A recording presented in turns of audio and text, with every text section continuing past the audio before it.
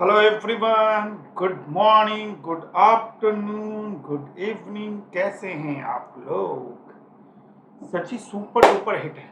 Okay, the entire today session is for MTP का जो आपका मॉक टेस्ट का जो पेपर है उसके ऊपर है। This is the paper number 11, indirect taxation. Before starting the GST को स्टार्ट करने के पहले आपको एक बार एक ओवरव्यू हो जाए what is GST exactly going to से।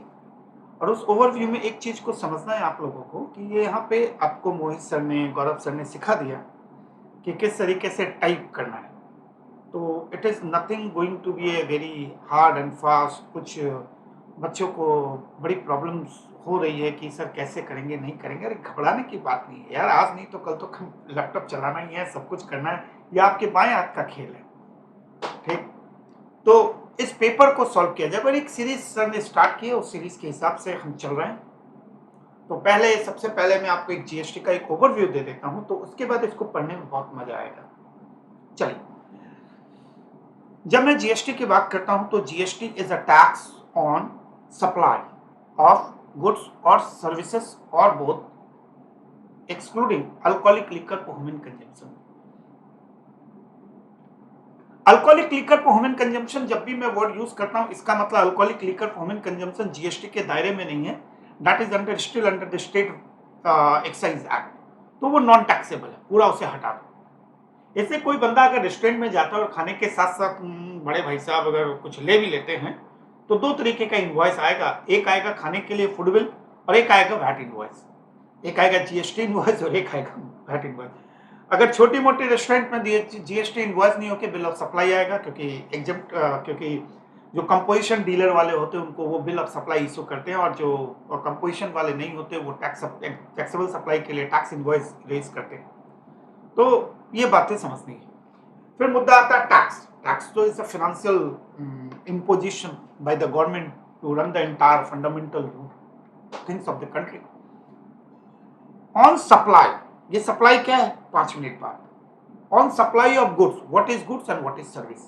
बड़ी सिंपल से डेफिनेशन है गुड्स की। Anybody can say goods means any type of article और things which are movable in nature. But मैं कहता हूं movability, what then question arises, what is movability.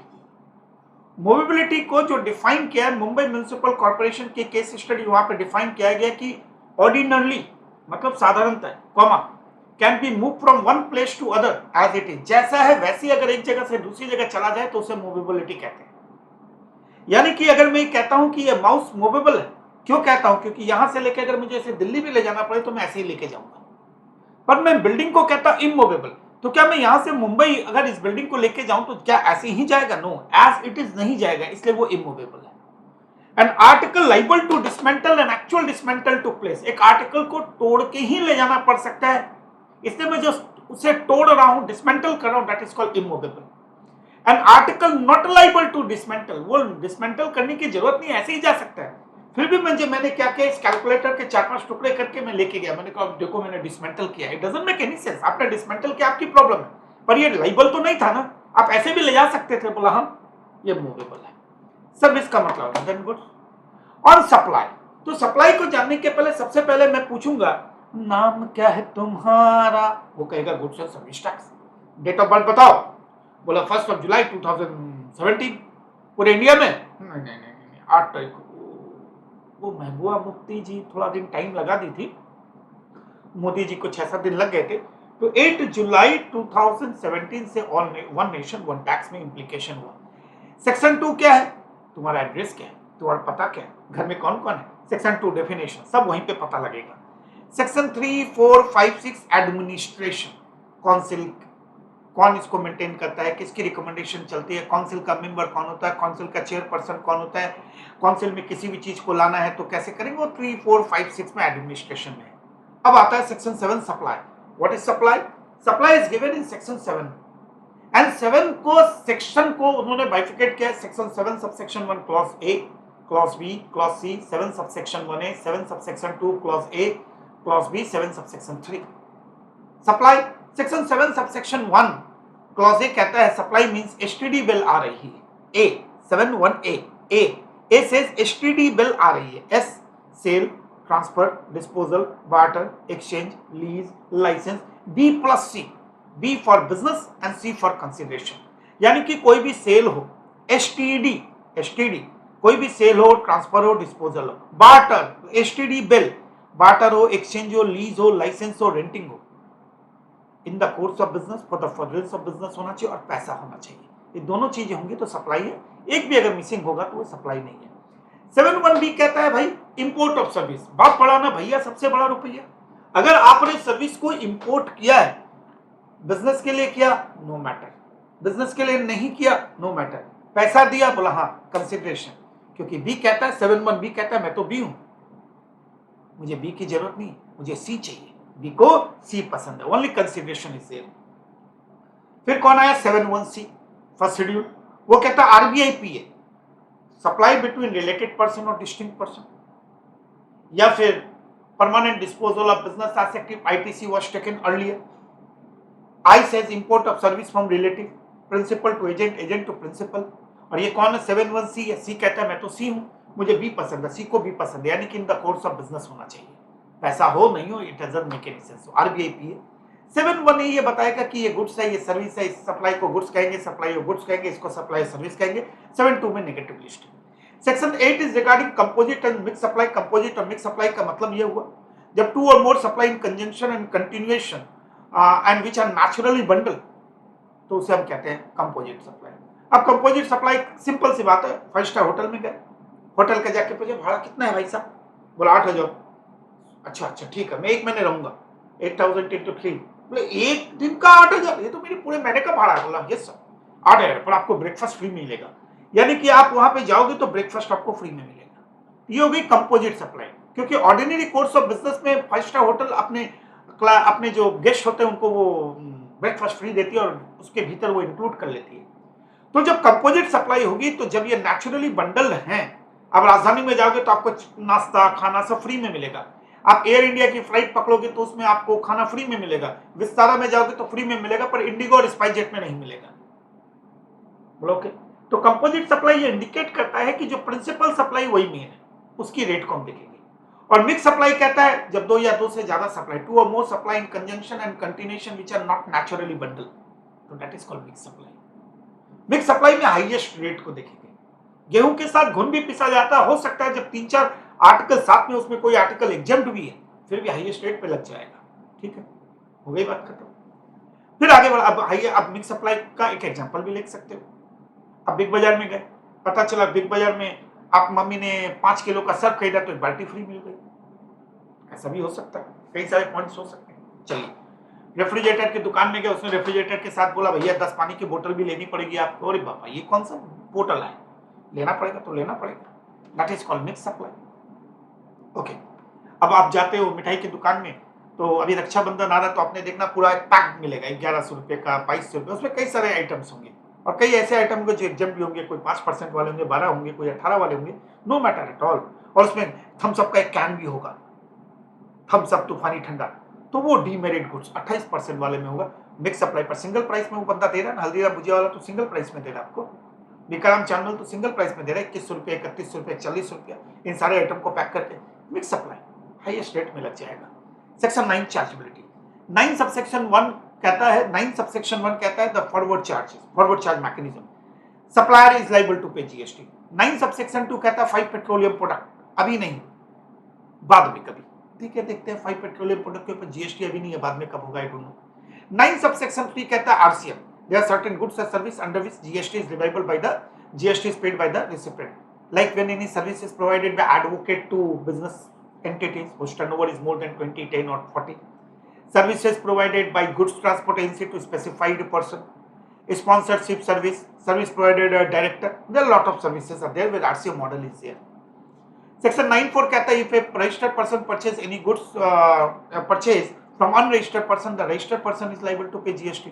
और 9(5) कहता है HAT, HAT, HAT housekeeping, A accommodation and T for transportation like Ola, Uber, Make My Trip, इसमें कौन देगा? Specified service है 9(5) के हिसाब से, इसमें कौन देगा? ओला, उबर is liable to pay GST. Section 10 is for composition scheme. Section 11 is exemption. Section 12 जो है time of supply of goods है, ये पता लगाने के लिए कौन से महीने में जीएसटी देगा, time of supply of goods. और सेक्शन 13 में time of supply of service. Section 14 किसके लिए? सेक्शन 14 जो है वो चेंज इन द रेट है। सेक्शन 15 में ट्रांजैक्शन वैल्यू जिसके ऊपर हम जीएसटी देंगे वो सेक्शन 15 बताता है। 15 sub section 1 plus 2 minus 15 3। Section 16 17 18 किसके लिए? Section 17 18 is regarding your input tax rate, जो सबसे बड़ा पॉइंट है। फिर सेक्शन 22 में लाइबल फॉर रजिस्ट्रेशन, सेक्शन 23 में not liable for registration, section 24 में compulsory, section 25 special procedure of registration की लाइबल होने के 30 दिन के भीतर आपको एप्लीकेशन कर देना पड़ेगा। अगर कर दिया तो डेट ऑफ लाइबल से आप इफेक्टिव हो, अगर आपने नहीं किया तो date of grant of registration से हो।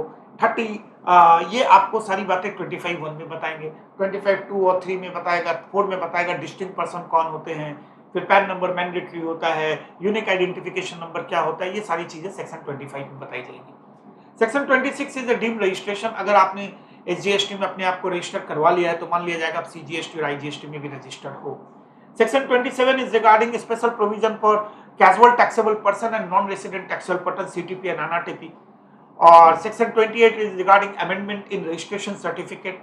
ना डॉक्टर ना वैक्सीन ना लगा, अच्छा नहीं लगा है तो आए क्यों? अरे सर ना डॉक्टर का मतलब change in the name, change in the address, addition deletion and retirement of partner members others, तो अमेंडमेंट की जरूरत होगी। Section 29 is cancellation. Section 30 is a revocation.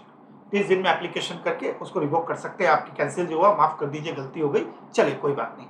Section 31 में है invoice, tax invoice, bill of supply, tax invoice in respect of goods is 31(1), 31(2) में tax supply, tax invoice in case of services, ठीक है ना। 31 subsection, section 31 subsection 3 clause A में आएगा आपका revise invoice. B में आएगा कि अगर आप 200 रुपए से कम का इनवॉइस है तो आप मत भी इनवॉइस ना भी रेज करो तो चलेगा। 3 में बिल ऑफ सप्लाई है, 4 में रिसीव वाउचर है, 5 में रिफंड वाउचर है। ये सारी बातें सेक्शन 31(3) में।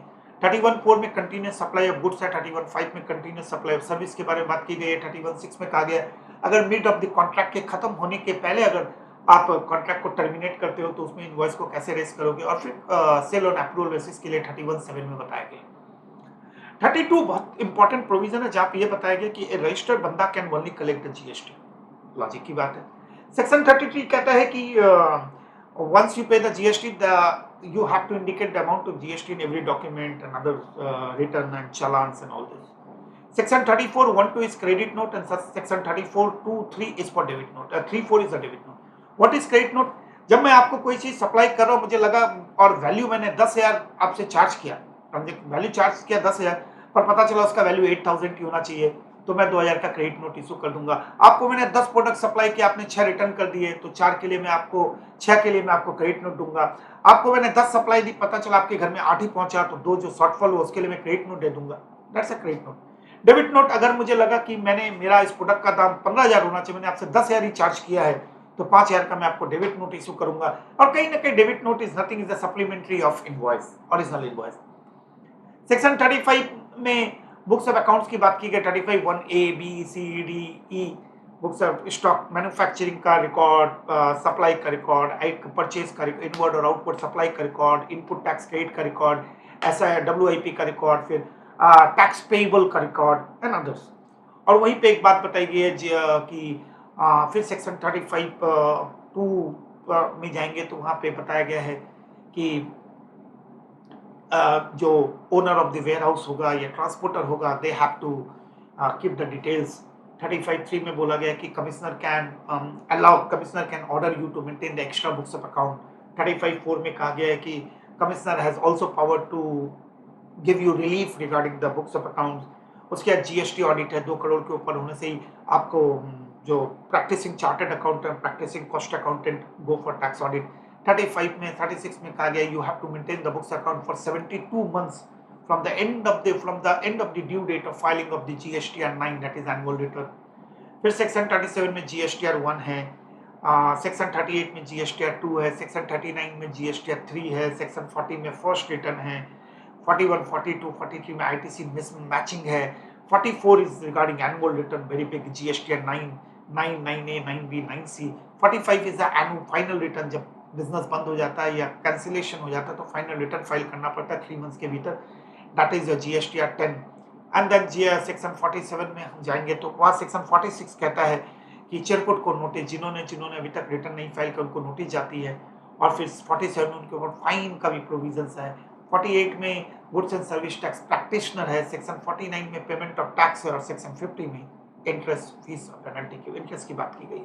This are the specific provision. GST जब नहीं आया था तो जीएसटी के नहीं आने के पहले हमारे देश में बड़े अजीब अजीब कानून थे। पहला था गुड्स बनाओगे तो सेंट्रल एक्साइज ड्यूटी लगेगी, इंपोर्ट करोगे तो कस्टम ड्यूटी लगेगी, लोकली इंटर स्टेट करोगे तो वैट लगेगा, इंटर स्टेट करोगे तो सीएसटी लगेगा, सर्विस दोगे तो सर्विस टैक्स लगेगा। वहाँ पे इंटरटेनमेंट टैक्स थे, सरचार्ज एंटरटेनमेंट थे, एडिशनल एक्साइज ड्यूटी थी, additional custom duty, lot of things are there. अब थोड़ा सा इन्होंने क्या किया, इन्होंने पुराने कई सारी चीजों को खत्म किया। जैसे कस्टम एक्ट तो आज भी है, कस्टम एक्ट को हम पढ़ते हैं, पर सर्विस टैक्स नहीं है, सेंट्रल एक्साइज नहीं है, वैट नहीं है, सीएसटी नहीं है। पर मैं झूठ बोल रहा हूँ क्योंकि वैट तो अभी भी है। अल्कोहलिक लिकर को अगर है तो उसके ऊपर वैट है, ध्यान से समझना। ओके चलिए, मैं उम्मीद करता हूँ आपको अच्छा लगा होगा। थोड़ा सा स्मॉल रिवीजन मैंने ट्राई किया कि एक छोटा सा स्मॉल रिवीजन हो जाए 10-12 मिनट में कि एग्जैक्टली आता है। अब पेपर में आपके क्वेश्चंस क्या है, घबराने की कोई बात नहीं, बहुत अच्छे क्वेश्चन आते हैं। क्या लिखा है ये 1, you require to answer all the question. अरे बाबा ऑल, तो फिर ठीक है। इस क्वेश्चन कैरी 1 मार्क्स। अच्छा 1 नंबर का है इसलिए सब कुछ करना। अच्छा 20-20 marks, dangerous. GST has replaced the following law। शांति से क्वेश्चन को पढ़ा करो क्योंकि एक में एक लाना है, यहाँ पे कोई कॉम्प्रोमाइज नहीं होना चाहिए। तो you have to read the question. Typing speed आपकी अच्छी होनी चाहिए थोड़ा बहुत। और टाइपिंग स्पीड आपकी कितनी अच्छी होती है मुझे पता है। जब व्हाट्सअप करते हो गर्लफ्रेंड को तो किस स्पीड में करते हो कि वो पढ़ती नहीं, उससे ऊपर दूसरा मैसेज आप डाल देते हो। वही मान लेना कीपैड है, इंस्टीट्यूट को गर्लफ्रेंड मान लेना, पेपर को और पापा अच्छे से आंसर देना। GST has replaced the following laws। Custom and VAT, custom तो आज भी है, गलत है। Custom and central excise, custom तो आज भी है। VAT and central excise, yes this is. each question is followed by 4 answer question and only 1 R। you are required to select a choice which according to you represent the correct answer। VAT यहाँ पे आप लिख दीजिएगा जो भी आपको लिखना है, 1 2 3 जो भी लिखना है आपको आंसर लिख दीजिएगा। Okay true, yes. GST is this is GST. अब जीएसटी के प्री जीएसटी की बात करूं तो प्री जीएसटी के पहले जो आपको कई सारी चीजें जान लेनी चाहिए। वैट जो था डेस्टिनेशन और ओरिजिन बेस कुछ नहीं था। क्यों? क्योंकि वैट तो विद इन द स्टेट है। तो मैंने अगर वेस्ट बंगाल से सामान बेचा और वेस्ट बंगाल में गया तो ओरिजिन भी वेस्ट बंगाल और डेस्टिनेशन भी वेस्ट बंगाल, तो वैट तो वेस्ट बंगाल ही कलेक्ट करेगी। पर जो वैट था वो जो सीएसटी था ओरिजिन बेस्ड था। जिस स्टेट से मूवमेंट होता था वही स्टेट सीएसटी कलेक्ट करती थी। अगर बंगाल से मैं यूपी में सामान भेज रहा हूं तो ममता बनर्जी ही सीएसटी कलेक्ट करती थी। एक्साइज तो आप जानते ही हो। और कस्टम जो है वो है डेस्टिनेशन बेस्ड। तो इसीलिए कहते हैं कि जब इंपोर्ट करते हैं तो जीएसटी टैक्स लगता है कस्टम ड्यूटी पर, एक्सपोर्ट करते तो नहीं लगता क्योंकि डेस्टिनेशन यूएसए तो यूएसए वाला लेगा।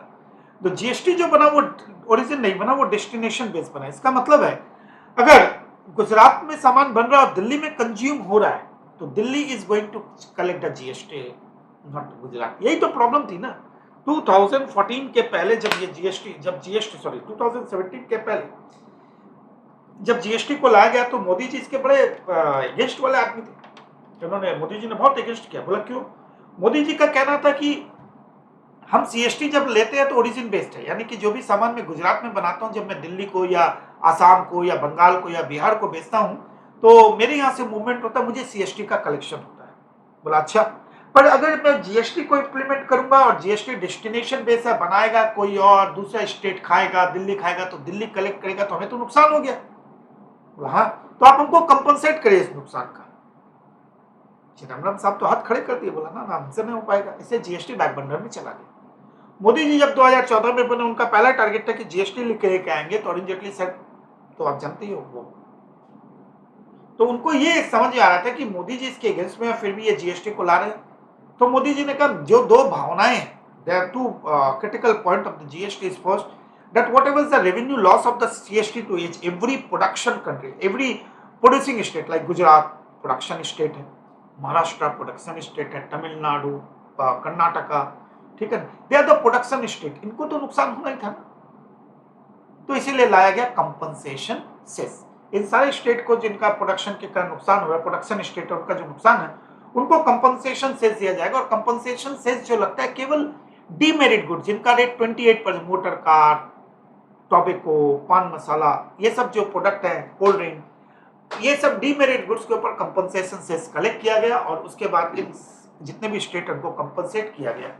तो इसे डेस्टिनेशन बेस, ये एक बहुत बड़ा लफड़ा था। Okay, IGST,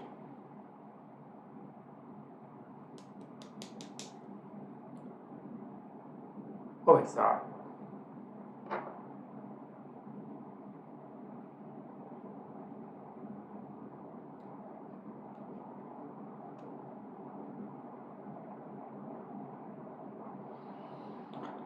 in IGST, what happened, friend?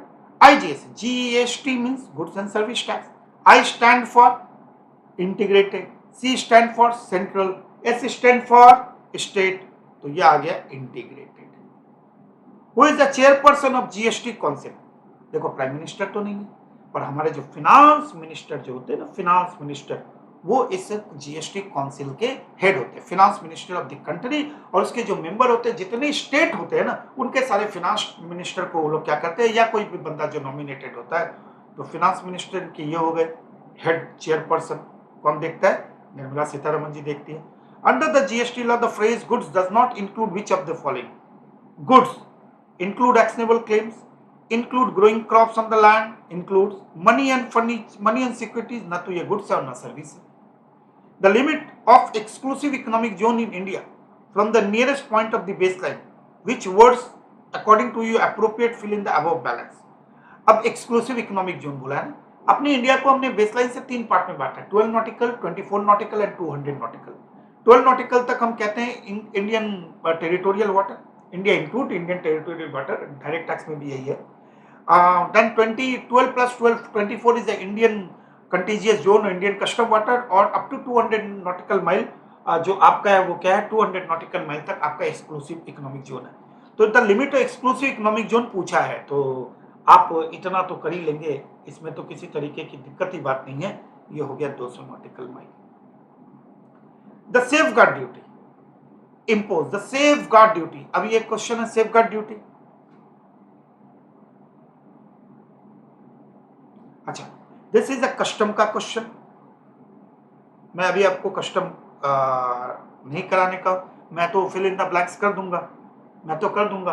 Custom में 20 तारीख के बाद कराऊंगा, तो कस्टम का अलग से हम लोग कर लेंगे, जो बच्चे देख रहे हैं अपने। टैक्सेबल इंपोर्टेड गुड्स, ये भी कस्टम का क्वेश्चन है, हम अभी जीएसटी पे ध्यान दें। ये सब बच्चा लोग का चीज है, ये भी कस्टम है।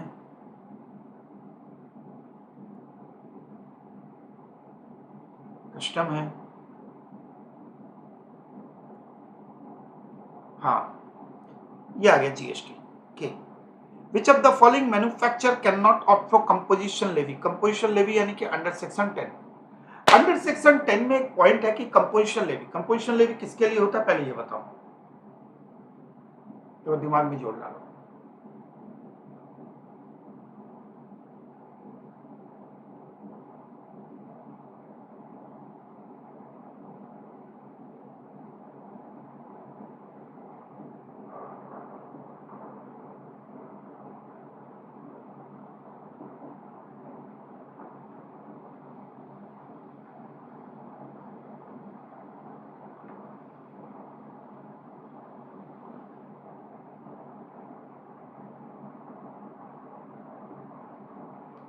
चले,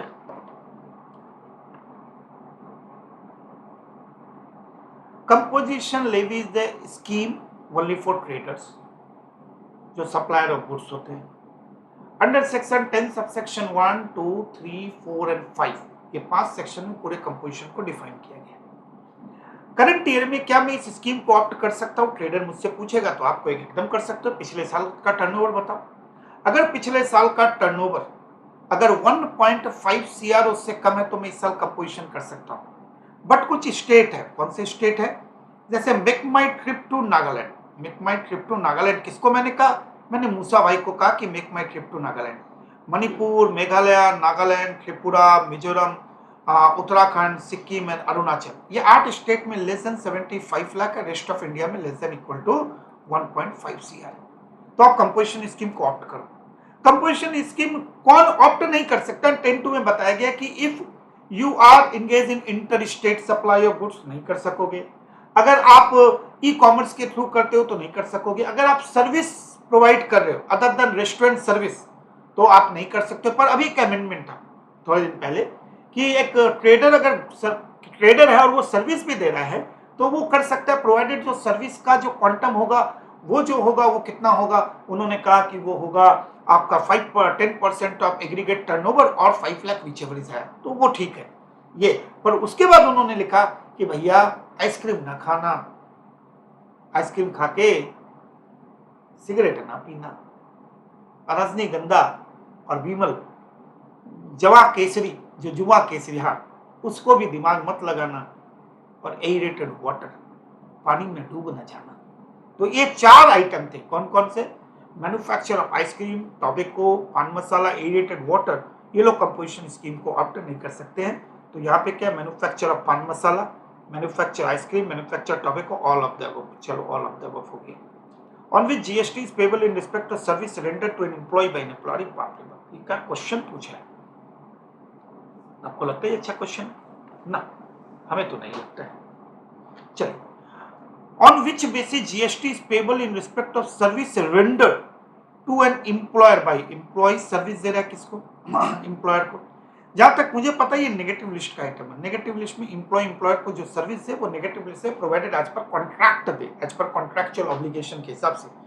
तो on which GST is payable in respect of service render, तो वहां पे पहला पॉइंट नेगेटिव लिस्ट का, अगर एम्प्लॉय ने एम्प्लॉयर को सर्विस दी है और एज पर कॉन्ट्रैक्चुअल ऑब्लिगेशन दी है तो उसके ऊपर जीएसटी नहीं लगेगा। Regular basis in the course of employment, नहीं, regular basis. Contract basis not in the course of employment, यहां जीएसटी लग जाएगा क्योंकि कॉन्ट्रैक्ट नहीं है। Not in the course of employment, employment का कॉन्ट्रैक्ट नहीं है, सर्विस दे रहा है तो नॉर्मल है, जीएसटी लग जाएगा। ठीक है sir. Which of the following shall not be included in the value of supply? Oh, value of supply is given in under section 15 subsection 1 plus 15 subsection 2 minus 15 subsection 3। 15 subsection 1 कहता है तब जाके value निकलता है।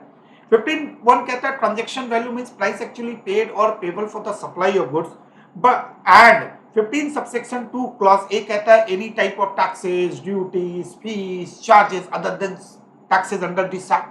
15 subsection 2 clause B कहता है कि any expenditure incurred by the recipient on behalf of supplier, वो भी आएगा। 15(2)C कहता है any incidental or ancillary expenses like packing, wetman charges, धर्मदा, all these are there, transportation, loading, unloading। 15 subsection 2 clause D बोलता है interest, fees और fine, और 15 subsection 2 clause E बोलता है any subsidy received other than subsidy received from government, and 15(3) कहता है कि discount will not form part if discount is given before or at the time of supply. चलिए, which of the following shall not, commission रहेगा, late fees रहेगा। Commission कौन से section में इसको मिला है? Commission section 15 subsection 2 clause C में मिलेगा। Late fees section 15 subsection 2 clause D. Interest 15 subsection 2 clause D. तो जीएसटी आंसर आएगा। जीएसटी का ही कैलकुलेट कर, जीएसटी कैसे होगा? When a person become liable to get registered under the GST law, he should furnish application for registration within how many days?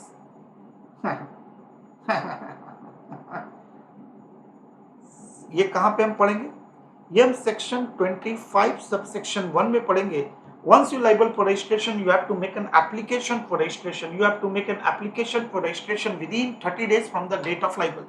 अगर आपने 30 दिन के भीतर अगर आपने एप्लीकेशन कर दिया तो effective date of registration is going to be liability. Effective date of registration is date of liable. अगर आपने 30 दिन में नहीं किया तो effective date will be the date of grant of registration.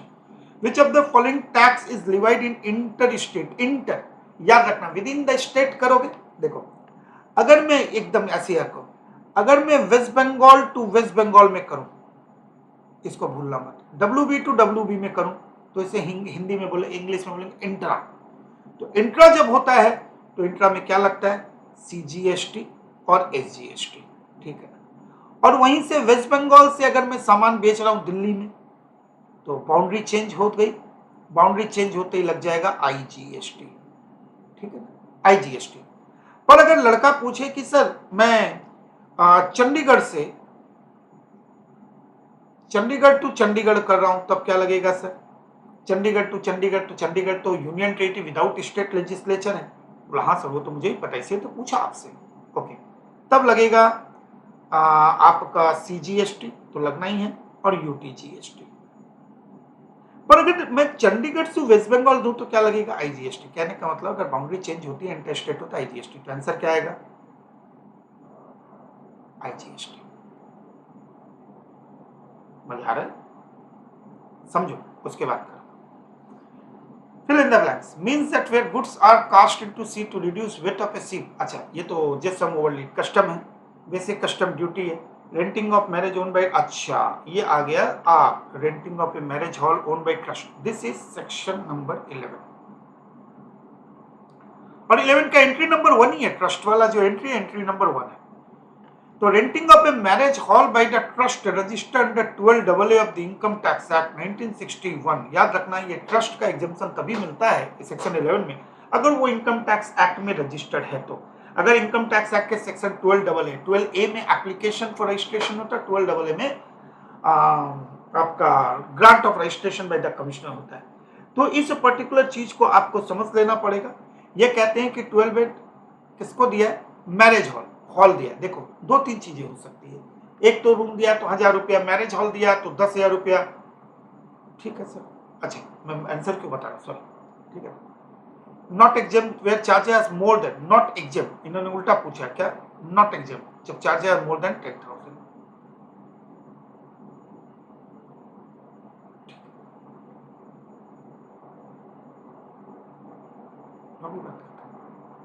Which of the following is a zero rated का मतलब ये एग्जेम्प्ट, जी सॉरी माफ कर देना, जीरो रेटेड मतलब ये एक्सपोर्ट और ट्रांसपोर्ट टू माने सप्लाई टू एसीजेंट। अब ये जीरो रेटेड क्यों, जैसे अगर आप ध्यान से देखो तो रेट 5% भी है, 12% भी है, 18% भी है, 24% भी है, 0% भी है। जैसे 5 है, जैसे 12 है, जैसे 18 है, वैसे 18 उस इनवॉइस पे जीरो लगा देंगे, 5 की जगह जीरो। तो कई लोग इसको कंफ्यूज करते हैं, nil rated and zero rated. No, nil is a different, nil मतलब निल हो गया, उसको आप कुछ कर नहीं सकते, ये निल गया, खत्म कहानी।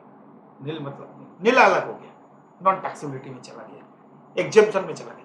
मैं रेट तो चार्ज कर रहा हूं ना, 5 जैसे करता, 12 करता, वैसे जीरो लगा रहा। क्यों ऐसा कर रहे हैं, क्योंकि अगर ये जीरो नहीं लाता तो एक्सपोर्ट को मुझे निल में डालना पड़ता। निल में डालने का मतलब है कि आपको फिर इनपुट टैक्स क्रेडिट का बेनिफिट नहीं मिलता सेक्शन 16 के हिसाब से। ओके, तो निल में नहीं डालना था, एक्सपोर्ट पे टैक्स भी नहीं लगाना था, आईटीसी का फंडा भी देना था, क्योंकि जब तक टैक्सेबल नहीं होगा आईटीसी मिलेगा नहीं। तो मैं एक रेट इंट्रोड्यूस कर दी जीरो, एक्सपोर्ट करो जीरो, रेट ही है, रेट क्या है जीरो। तो आपने रेट लगाई, टैक्सेबल हो गया, चाहे जीरो ही लगाए टैक्सेबल हो गया, तो आईटीसी मिल जाएगा। तो एक्सपोर्ट ऑफ गुड्स और सर्विस बोथ, बोलो यस सर, ये तो हो गया। ये क्या है, the period prescribe for issuance of tax invoice. अच्छा टैक्स इनवॉइस पूछा, यानी कि सेक्शन 31 सबसेक्शन 2 का कॉन्सेप्ट है। Tax invoice is going to raise in case of services within 30 days from the date of completion of service, और insurance banking NBFC के लिए 45 days. देखते क्या है, पहला तो नहीं है 15 days, general 30 days from the date of supply service in case of general 40, ये आ गया 30 दिन के लिए 31(2). सेक्शन लिख रहा हूँ कि रिवीजन में आपको सुविधा होगी। अब क्या आया, सेक्शन बी, अच्छा 20 नंबर का section B, you are required to answer all the question each of carry 1 marks. मजा आया कि नहीं आया, पहले ये बताओ, यू एंजॉयड और नॉट।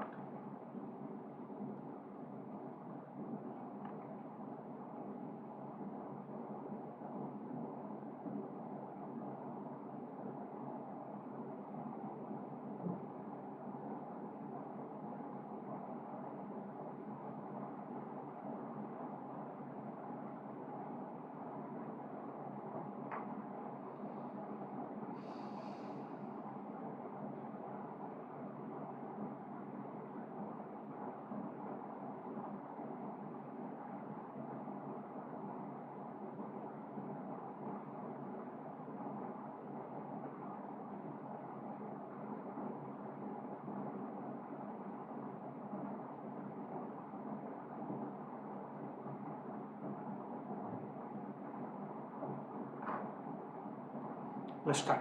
देखो, we are required to answer all the questions. Where is the headquarter of the GST Council? ये तो बच्चा भी बता देता है, हेडक्वार्टर कहाँ है. टाइप योर आंसर, टाइप करना है. कैसे टाइप करोगे? New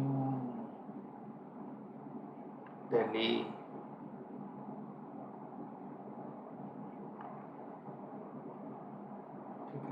new Delhi. आहा. Which nation has the highest GST rate in the world? हम कहीं आगे ना हो, पर इंडिया में तो है 28% तक का रेट है. अच्छा. The scope of supply of goods or service or both includes interior sale, exchange, lease, state whether the statement above is true. The scope of supply of goods or service or both includes interior sale, exchange, lease. हाँ, STD bill आ रही है. True. एक चीज सिखाया ना, section 7(1)(a) क्या कहता है? 1(a) कहता है STD बिल आ रही है. S for sale, T for transfer, D for disposal, B for barter, E for exchange, L for lease, license, renting. चलो ठीक है. True. A person of Tripura is eligible to opt for composition levy provided his previous year turnover exceed ₹75 lakh. Do you agree with the above statement? ये तो नालायक है, ये तो पूरा का पूरा नालायक है. A person of Tripura eligible to opt for composition levy provided his previous turnover exceed ₹75. Do you agree with the above? क्या क्वेश्चन थोड़ा सा अलग पूछ लिया. क्यों? A person of Tripura is eligible to opt for composition scheme provided his previous year turnover exceed ₹5. Do you agree with that? No, not agree. मूसा भाई MMT 75 lakh के नीचे होगा तभी आप कर सकते हो. क्या कर सकते हो? तभी आप कर सकते हो. गलत है, मतलब ये गलत है. Exceed. A registered person, the GST law gives a free spoon along with साबुन. साबुन के साथ फ्री चम्मच. दोनों में क्या मेल है बाबा? साबुन से चम्मच को खाएंगे, चप्पल में साबुन को डाल के चम्मच को धोएंगे. Whatever, I don't know. This is a case of composite supply. पगला गए हो क्या? कंपोजिट सप्लाई करेंगे. इनकरेक्ट है, मिक्स सप्लाई का केस है. Is it true that under GST law, every registered person who aggregate turnover during a financial exceed ₹2 crore has to get his? Yes. Section 35(5) का point है. Section 35 subsection 5 में GST audit 2 crore के ऊपर GST audit होती है. Type your answer. True. TRUE. Okay.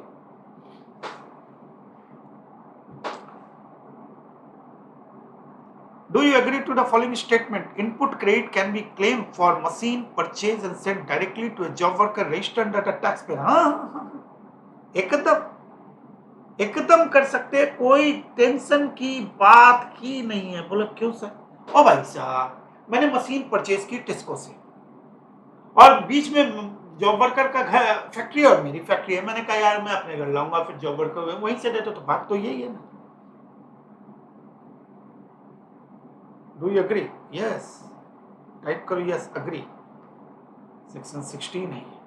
Every person who is liable to register the GST से apply for registration in form. सबको पता है यार, कौन से फॉर्म नंबर में करेगा भैया? इसका नाम है GST रजिस्ट्रेशन 01. पहला तो यही है ना. Is a license to occupy land is treated supply. License to occupy land. License to occupy land is treated as supply of service. ये क्या सप्लाई ऑफ सर्विस है? डेफिनेटली लाइसेंस ही है. तो थोड़ी पूरी जिंदगी दे दी मैंने. सर्विस है. ये आपको कहाँ मिलेगा? 7(1)(a) में लीज लाइसेंस में मिल जाएगा. 7(1)(a). अब क्या है? In the common portal every claim of ITC of A registered person shall be credited. ये भी कोई क्वेश्चन हुआ? कहाँ पे जाएगा जो भी ITC है? Electronic credit ledger. ITC ही इलेक्ट्रॉनिक क्रेडिट लेजर में होगा. ये सेक्शन 49 में हम पढ़ेंगे. Okay. For delayed payment of GST, interest at what percentage per annum is payable? For delayed payment of GST, देखो ये सेक्शन 50 में पहुंच गए. अगर डिलेड पेमेंट होता है तो एट द रेट ऑफ 18% हमको GST देना. फ्रॉड ये सब के केस में एक्सेस आईटीसी क्लेम के केस में अपने को 24% देना होता है। As per the GST law every registered taxable person must maintain books of accounts and record for at least 72 months. ये कहां पे मैंने पता है, मैंने कहा ना सेक्शन 36 में जाओगे तो मिल जाएगा ये 72 months from the due date of what is annual return. Annual return का मतलब कौन सा रिटर्न, जीएसटीआर 9, और ये इसका ड्यू डेट क्या है 31 of December of every year. वहां से यानी घुमा फिरा के बेहतर है, ठीक से देखो तो 81 है, साल के खत्म होने के बाद 9 महीने बाद तो आएगा ड्यू डेट, वहां से फिर 72, टाइप योर आंसर 72। बस आपको यहां नहीं लिखना है, जब आप टाइप करो तो टाइप योर आंसर लिखा रहेगा। बहुत अच्छा फॉर्मेटिंग बनाया, I love this, I love this.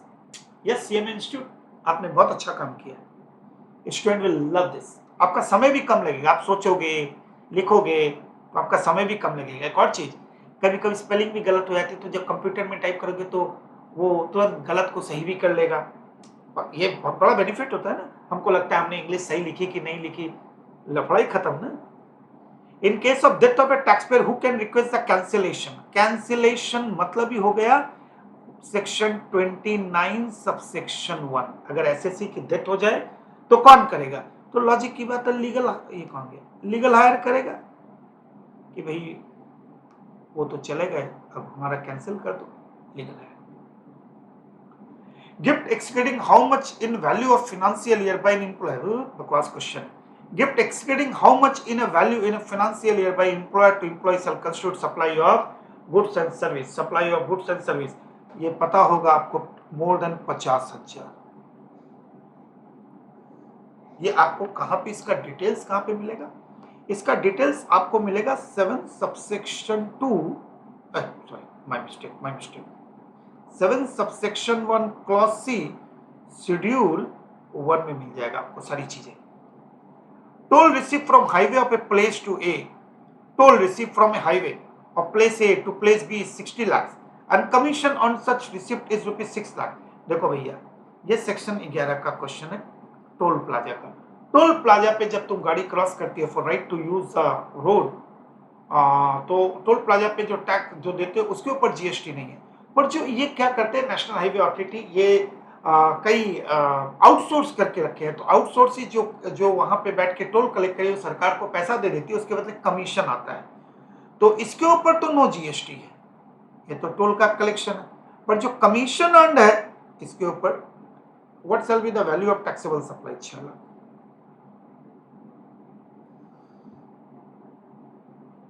In case of supply of goods by a composite dealer, देखो कंपोजिट डीलर, अच्छा the registered person shall issue.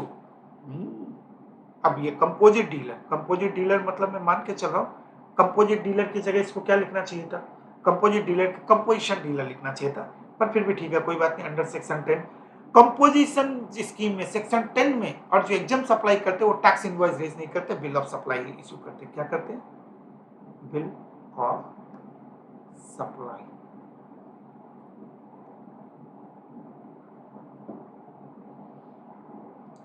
Casual taxable person matches with item in column number A. Casual taxable person CTP, ये CTP है कौन, CTP को मैं कहता हूं बरसाती मेढक। जैसे मैं वेस्ट बंगाल में registered dealer, normal registered section 22 में, अचानक मुझे पता चला यूपी के कुंभ मेले में कुछ दुकानें खुल रही है, दिल्ली में कुछ दुकानें खुल रही है, मुझे लगा 1-2 महीने के लिए 45 डेज के मेला चल रहा है, चलो वहां जाता हूँ। मैं वहां पहुंचा तो मैंने कहा मुझे ये स्टॉल चाहिए, तो वहां के एडमिनिस्ट्रेशन ने पूछा आप क्या यूपी में रजिस्टर, बोला नहीं मैं तो स्टॉल लगाने आया, मैं तो कलकत्ता में रजिस्टर हूँ। तो आप बन गए यूपी के लिए बरसाती मेढक, आए और गए। Casual taxable person does not have fix place of business in that state. तो डिपार्टमेंट आपको बोलेगा कि पहले 5 दिन पहले, एटलीस्ट बिजनेस के कमेंस होने के 5 दिन पहले अपने आप को रजिस्टर कराओ, एडवांस जीएसटी दो, तो हम आपको रजिस्ट्रेशन ग्रांट देंगे।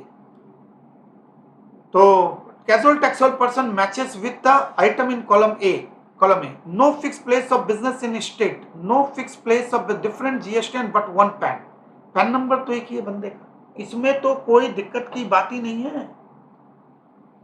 बताओ है पैन नंबर 1 का, पर डिफरेंट जीएसटी से मतलब नहीं। No fix place of business in state, उस यूपी में मेरा फिक्स प्लेस ऑफ बिजनेस नहीं है, इसलिए तो मैं casual taxable person. Type your answer हो गया। Do you agree that GST the phrase aggregate turnover include exempt supply? Yes, yes my lord, yes. Aggregate turnover का मतलब ऑल टैक्सेबल सप्लाई, आंखें बंद कर लो, all exempt supply, all zero rated supply, all inter state supply under the same PAN number on all India basis, वही aggregate turnover. Aggregate turnover but does not include CGST, SGST, IGST, UTGST, compensation cess, inward supply यानी purchase, only GST is paid under RCM, purchase है, और GST purchaser को देना पड़ा as per 93 और 94, पर वो मेरा टर्नओवर नहीं है, जीएसटी दे रहा हूं पर टर्नओवर तो सप्लायर का होगा, डज नॉट इंक्लूड दैट, तो एग्जाम सप्लाई भी आएगी। Do you consider that following statements true or false? A person can issue normal tax invoice in respect of supplies which were suppressed by him and are dictated by GST offices subsequently. Question में दम है। Do you consider following? अच्छा true false। A person can issue, can, अच्छा मैं ये word देखा नहीं था, can issue normal tax invoice in respect of supply which are suppressed, यानी कि तुमने क्या किया, कुछ सप्लाई की और आपने उसे चुरा लिया, पर जब इन्वेस्टिगेशन हुई तो डिपार्टमेंट ने पकड़ लिया, तब आपसे क्वेश्चन है क्या क्या अब मैं नॉर्मल टैक्स इनवॉइस बावले हो गए हो क्या, नॉर्मल टैक्स इनवॉइस इश्यू करोगे, चोरी में पकड़े गए हो, नॉर्मल टैक्स इनवॉइस इश्यू करोगे, कितने अच्छे हो ना यार तुम, कितने अच्छे हो। Which of the following is correct? GST is payable once registered even if turnover, correct, type your answer, correct, एकदम एक बार रजिस्टर हो गया तो बस अब मजे करो, अब आपके पास कोई ऑप्शन नहीं है। अरे बाप रे, 10 into 4 you are required to answer any 4 of 6 question, अच्छा any 4 of 6 question। अब ये बड़े क्वेश्चन आ गए, आप ये देखो, what do you mean by GST council, what is the guiding principle, what are its function, ये बड़े क्वेश्चन आ गए। बेसिकली देखा जाए तो अब ये आपको आंसर टाइप करना है, लिखने की जगह आपको टाइप करना है, लिखने की जगह आपको क्या करना है, टाइप करना है। Type your answer, A B, state the advantage of GST. अच्छा मैं थोड़ा सा, सर बताइए तो what do you mean by GST council, इसको क्या बोलूं, 279 A article of the constitution में जो प्रेसिडेंट ऑफ इंडिया है empowered, president of India empowered to constitute a goods and service tax council. अब इस सर्विस टैक्स काउंसिल का जो चेयरपर्सन होगा वो कौन होगा, चेयरपर्सन जो होगा वो कौन होगा, भैया चेयरपर्सन जो होंगे वो तो लॉजिक की बात है फिनांस मिनिस्टर होंगे, और सारे स्टेट के जो रिप्रेजेंटेटिव फिनांस मिनिस्टर या कोई भी उनका रिप्रेजेंटेटिव हो सकता है। इस काउंसिल के गाइडिंग प्रिंसिपल क्या है, इनका काम है कि सेंट्रल गवर्नमेंट को रिकमेंडेशन करना regarding the taxability, regarding the exemption, regarding the valuation, regarding the notification, regarding the circulars and all those things. Function तो यही सब है, टैक्स रेट बताना, एग्जम्पशन बताना, लिमिट को फिक्स करना है, डिस्प्यूटेड रिजोल्यूशन है, जीएसटी लेजिस्लेचर है, ये सारे के सारे फंक्शन, ये थ्योरेटिकल है। मटेरियल का पहला 8 पेज पढ़ोगे तो शायद मेरे ख्याल से, अगर मेरे पास अभी मटेरियल होगी तो डेफिनेटली मैं दिखाऊंगा आपको। ये है क्या, ये अपनी मटेरियल है,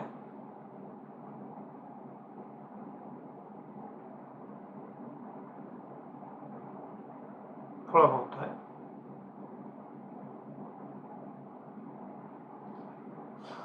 देखो, goods and service tax means a lot of service tax except article 3 of constitution, liquor, GST is value added tax, GST at destination, GST offer complete, GST burden, GST cascading, ये सब क्या है, ये ना GST council, ये पूरा का पूरा देखो।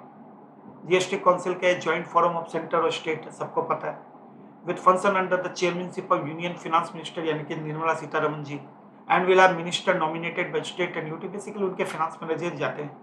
The council will act a benchmark and will guide the state and union on issue like tax rate, exemption, lease limit. The central government shall have a weightage of 1/3 of the total vote cast, weight of 1/3 गजब। The vote of all state governance यानी कि state का 2/3 और central government का 1/3, यानी कि 1/3 का weightage central government का, 2/3 का स्टेट का। वोटिंग स्टेट सेंटर 1/3 और 2/3। GST council chairperson, other member, minister, vice president, vice chairman कौन, वन ऑफ द कोई को भी बना सकते हैं, members state finance minister, decided, decision कब होगा, कोरम कब होगा, किसी भी चीज को पार होगा तो 75% वोट है। ये देखो, अरे मैंने इसे इतना कुछ दिया भी, बाप रे, मुझे तो कुछ पता ही नहीं था। ये देखो गाइडिंग प्रिंसिपल, भाई साहब पेज नंबर 19, बच्चा पार्टी पेज नंबर 19।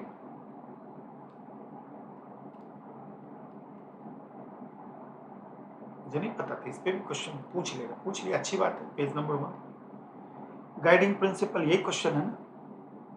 और फंक्शन ऑफ जीएसटी भी पूछा, गाइडिंग प्रिंसिपल भी पूछा, चलो यही पूछा था। Type your answer. Advantage of GST, बहुत सारे advantage, one nation one tax, removal of indirect tax, कई सारे टैक्स चले गए, कैस्केडिंग इफेक्ट चले गए। वन नेशन वन टैक्स तो बहुत इंपॉर्टेंट है। Removal of like indirect tax, like VAT गया, सीएसटी गया, सर्विस टैक्स गया, क्या बोलते हैं उसको, सैड गया, स्पेशल एडिशनल ड्यूटी जो एक्साइज में लगती थी इंपोर्ट के समय, कैस्केडिंग इफेक्ट पूरा का पूरा गायब हो जाता है, ठीक है ना। और इससे क्या होता है, environment of doing business, ease of doing business increase number of times. और इससे जब डबल टैक्सेशन हुआ तो लोअर कॉस्ट ऑफ प्रोडक्शन हुआ। लोअर कॉस्ट ऑफ प्रोडक्शन मतलब हेवी सप्लाई, डिमांड का बढ़ना, बहुत सारे बेनिफिट है, टेक लीजिएगा, इसमें ज़्यादा कुछ दिमाग लगाने के लिए बच्चा लोग का चीज़ें स्टार्टिंग में। List out of the category of person who are not liable to register, not liable to register under section 23 है, अंडर सेक्शन 23 है। कौन कौन लाइबल नहीं है, ये भी पूरा का पूरा।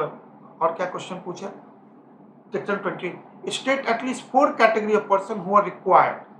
तो अगर मैं section who are required compulsory registration में 4 पूछा है, 1 2 3 4, तो ये 4 पॉइंट पूछे हैं। तो पॉइंट नंबर 1 2 3 4 में अपने लिख सकते हैं लॉजिकली कि जो inter state supply of goods करेगा, लिख क्यों रहा हूं सर, मैं पढ़ा देता हूं, फालतू टाइम वेस्ट करके आपका क्या मतलब है। सेक्शन 23 पूछा है और सेक्शन 24 पूछा है। जो मेरे स्टूडेंट है उनको तो अच्छे से पता होगा, हम लोग सेक्शन में डील करते हैं तो जैसे लिखेंगे वैसे दिमाग में क्लिक करेगा। 23 and any supplier who is exclusively engage in supply of non taxable goods, exempted goods, exempted में नील रेटेड भी आता है, नॉन टैक्सेबल भी आता है और होली एग्जम भी आता है। तो अगर आप एक्सक्लूसिवली, अगर आप पेट्रोल और डीजल की सप्लाई कर रहे हो हाई स्पीड, क्या मतलब है, लीकर की कर रहे हो तो मतलब ही नहीं है, रजिस्टर होकर क्या कौन सा बड़ा काम कर लोगे, ठीक है। any agriculturist who is exclusively engaged in supply of agriculture goods, agriculture produce, potato और टोमेटो ही सप्लाई कर रहा है, पर पोटैटो चिप्स या टोमेटो को टोमेटो केचप में कन्वर्ट करके सप्लाई कर रहा, तब रिस्क हो जाएगी। फिर बोलता है any person has notified by the government, उसमें उन्होंने लिख दिया है कि आरसीएम, अगर मान लो एक एडवोकेट है, advocate is providing the service to business entity, तो business entity is liable, advocate is not liable. तो एडवोकेट जब लाइबल ही नहीं होगा तो अपने आप को रजिस्टर क्यों कराएगा भैया, किस खुशी में करा लेगा वो, सही बात है। कौन कौन कंपल्सरी है, इंटर स्टेट सप्लाई ऑफ जो गुड्स करेंगे, सर्विस नहीं गुड्स करेंगे, वो कंपल्सरी रजिस्टर कराना पड़ेगा उनको। बोलो अच्छा। जो कैजुअल टैक्सेबल पर्सन है, जो नॉन रेसिडेंट टैक्सेबल पर्सन है, उनको कंपल्सरी रजिस्ट्रेशन कराना पड़ेगा। 9 सब सेक्शन 5 में जो ओला उबर एमएमटी है तो उनको कराना पड़ेगा। ई कॉमर्स ऑपरेटर को कराना पड़ेगा। जो सेक्शन 51 में टीडीएस डिडक्ट करता है, सेक्शन 52 में टीसीएस डिडक्ट करता है, टीसीएस कलेक्ट करता है, उनको कराना पड़ेगा। अगर आप एजेंट हो, in the del credere agent या कमीशन एजेंट, किसी भी तरीके के एजेंट हो, आपको कराना पड़ेगा। ठीक है भैया, हो गई बात खत्म।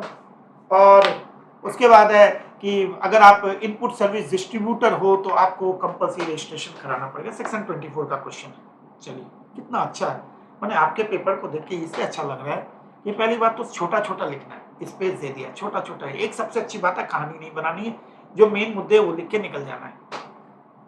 Okay sir. State with reason whether the following transaction attract GST और नॉट। कैंपस इंटरव्यू कंडक्टेड, ये तो सेक्शन 11 का क्वेश्चन आ गया। Campus interview conducted by Messrs College of Engineering Mumbai by collecting entry fee from the corporate house। अब अगर मैं इसके क्वेश्चन का आंसर देने जाऊं तो मैं बोलूंगा यस यस। अब एडुकेशन की बात करता हूं। एडुकेशन में आता है, जैसे अगर एडुकेशनल इंस्टीट्यूट जो है, अगर वो अपने स्टाफ, अपने फैकल्टी और अपने स्टूडेंट को जो सर्विस देते हैं वो एग्जम्प्ट होती है एडुकेशन। और अगर मैं एजुकेशनल इंस्टीट्यूट को दूं 2, तो कैश एक्सेट्रा, जैसे C for cleaning, A for accommodation, admission, S for security, housing, E for examination, T for transportation, C for क्या बोलते हैं उसको, क्या बोलते हैं भाई, अरे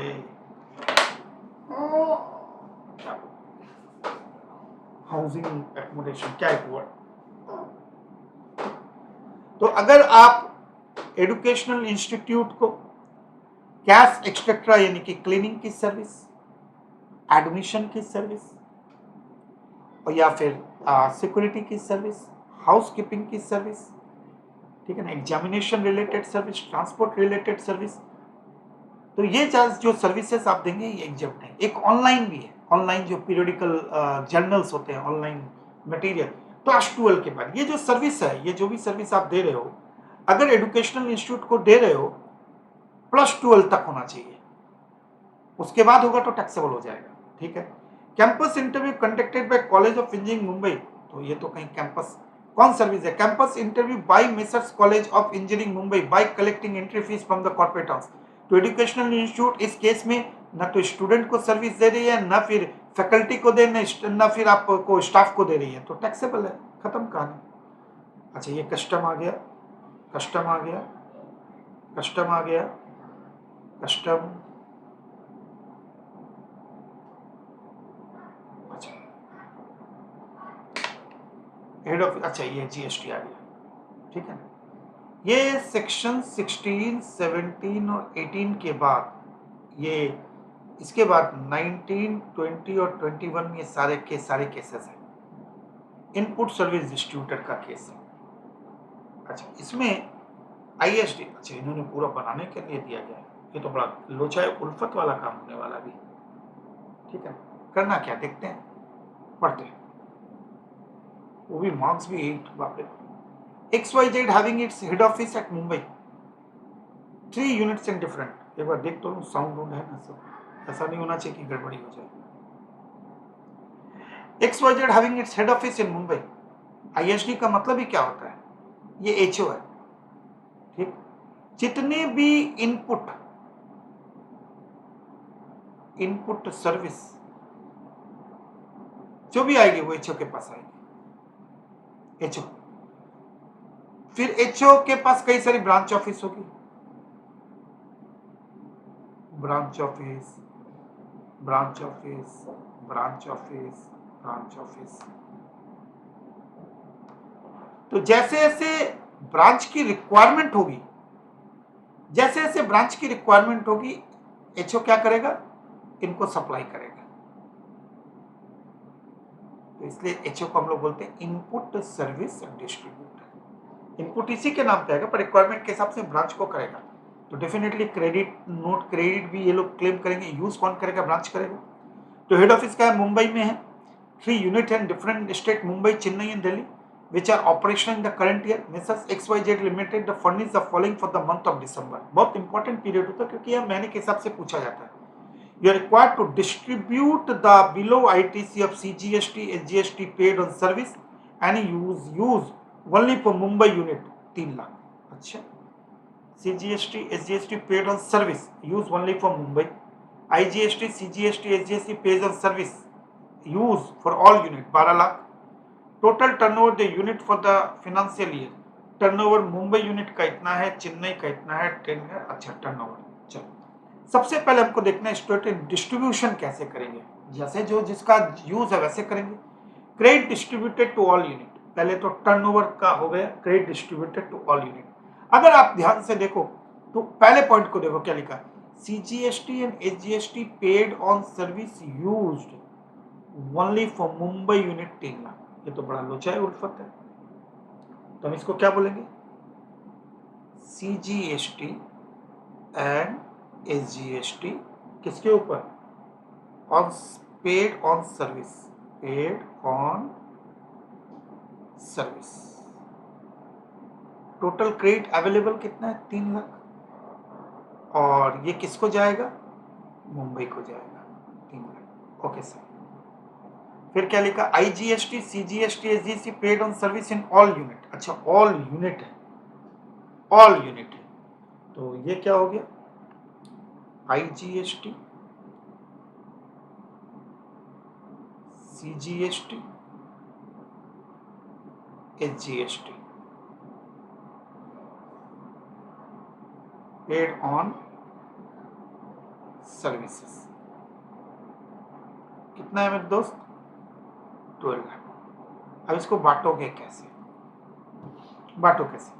10 लाख है टोटल, 5 लाख है, 10 लाख है ना?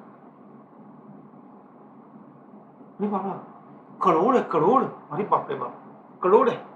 तो 50 12 10 में 50 तो इसी का है, इसी रेशियो में, टर्नओवर का रेशियो बांटेंगे। किसके बांटेंगे? टर्नओवर का रेशियो में। तो आधा हो गया 6 लाख, 6 करोड़ नहीं, 6 लाख। ये कितना? 3 डिवाइड बाई 3 बात 36, 3,60,000।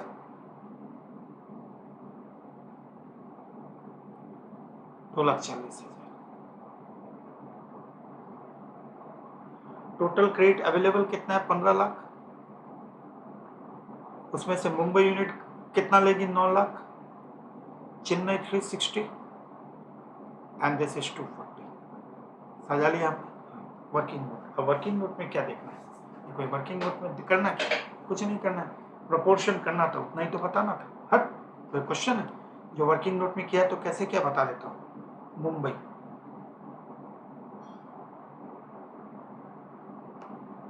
क्रेडिट कितना था? 12 लाख। टर्नओवर कितना था? 5 करोड़ डिवाइड बाई 10 करोड़ हो गया। पेपर खत्म नहीं होगा क्या? कितने मार्क्स का हमने बना लिए? अरे बाबा, ठीक है। बी अपने को सारा बनाना था क्या? 6 का? अच्छा, अपने को तो चूज करना था ना। ठीक है, 6 का बी हो गया। State with reason whether the following transaction attract GST और not. Service provided by private school bus operator to a school in relation to transport a student to and from. Yes, exempt है, अभी बताया ना। अगर मैं educational institute state service provided by private, if I am giving service to cash extra, cash extra में टी transportation exempt. मजा आ गया सर, मजा आ गया, मजा आ गया।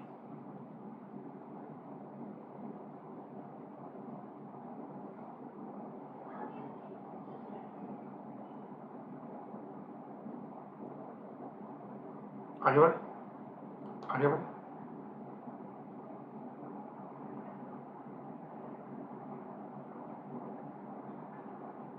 और क्या? अच्छा, ये भी है क्या? मिस्टर आई 7 का A performing artist provided the following information. अच्छा, आर्टिस्ट है, ये देखो परफॉर्मिंग आर्टिस्ट। तो इसके लिए सेक्शन, ये भी सेक्शन 11 का क्वेश्चन, 11 के बहुत सारे क्वेश्चन दिए गए हैं।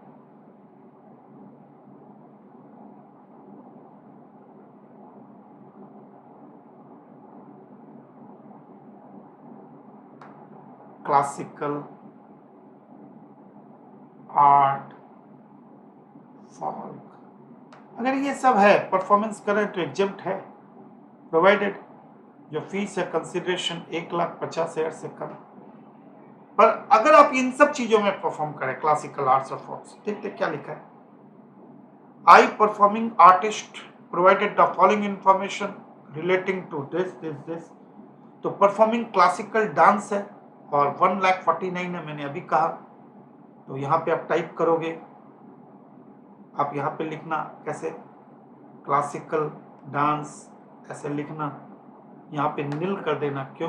क्योंकि वो है परफॉर्मिंग इन टेलीविजन सीरियल, एकदम टीवी सीरियल, आंख बंद करना और लिखना भैया टीवी सीरियल में तुम्हारी नौटंकी चल रही है, वो तो टैक्सेबल होना ही है। Service as a brand ambassador, तुम क्लासिक ब्रांड एम्बेसडर कोई भी हो, चाहे वो टीम वो कोई भी प्लेयर भी अगर ब्रांड एम्बेसडर बनेगा, विराट कोहली अगर बीसीसीआई को सर्विस दे रहा है, मैं दूसरे एंट्री में जा रहा हूँ, वहां लिखा हुआ है, तो दोनों को कोरिलेट करो। विराट कोहली या धोनी जी बीसीसीआई को सर्विस दे रहे हैं तब तो ठीक है, पर अगर वो किसी कंपनी के ब्रांड एम्बेसडर बन जाते हैं तो भैया फिर तो डिपार्टमेंट आपको छोड़ने का नहीं है।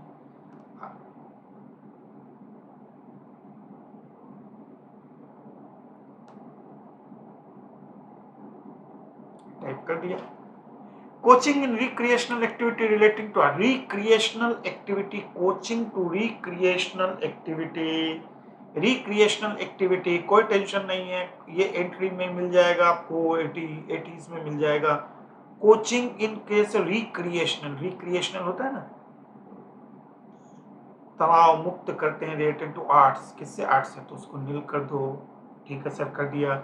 एक्टिविटी स्कल्पचर मेकिंग, अब मैं इसको क्या करूं, स्कल्पचर मेकिंग के लिए तो ऐसा कुछ एंट्री ही नहीं है, तो लगाओ 3,10,000 रुपया, क्योंकि मैंने पहले ही कह दिया है किसमें, क्लासिकल आर्ट्स एंड फोल्क, उसमें तो आता नहीं है, यानी कि स्कल्पचर वहां नहीं आएगा।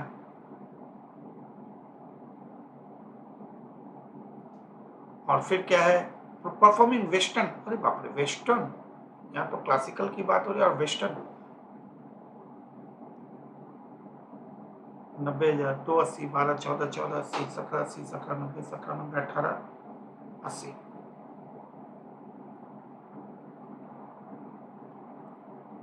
ठीक है, जीएसटी का रेट दिया हुआ है, तो at the rate of 18%,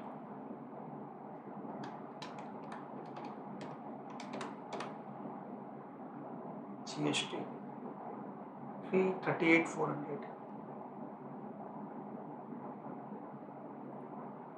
type your answer. Explain the distribution of input tax credit by ISD and manner of such distribution।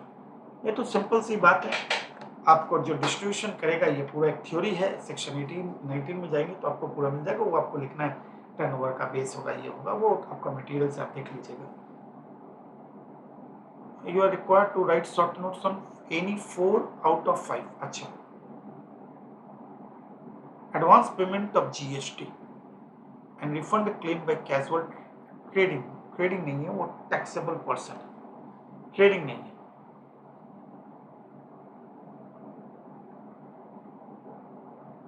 देखो, ये जो सीटीपी है, कैजुअल टैक्सेबल पर्सन को रजिस्ट्रेशन करने के लिए, रजिस्ट्रेशन करने के लिए at least 5 days prior to, at least 5 days prior to, तो रजिस्ट्रेशन कैसे होता है इनका, स्पेशल प्रोविजन ऑफ सेक्शन 27 में जब मैं जाऊंगा तो वहां पे लिखा हुआ है, ये रजिस्ट्रेशन कराएंगे at least 5 days prior to commencement of business, at least 5 days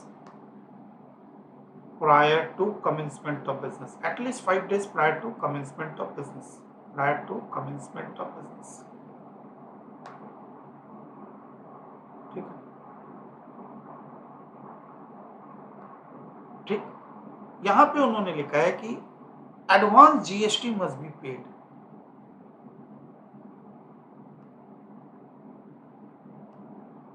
जब advance GST must be paid यानी कि एस्टिमेटेड ही है,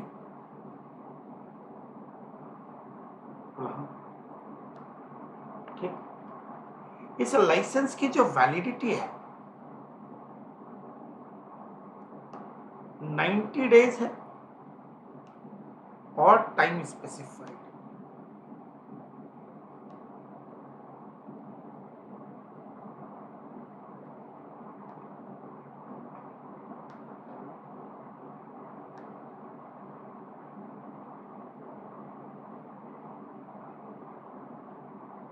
अगली बात करता हूं, एक्सटेंशन मिलेगा 90, फर्दर एक्सटेंशन फर्दर 90 days,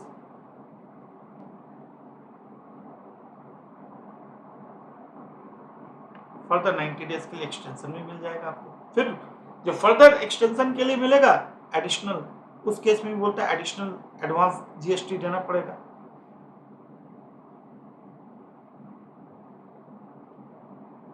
अब क्वेश्चन है कि ये तो करना ही है, शुरू में भी करना है, इसमें भी करना है, उसमें भी करना है, ठीक है।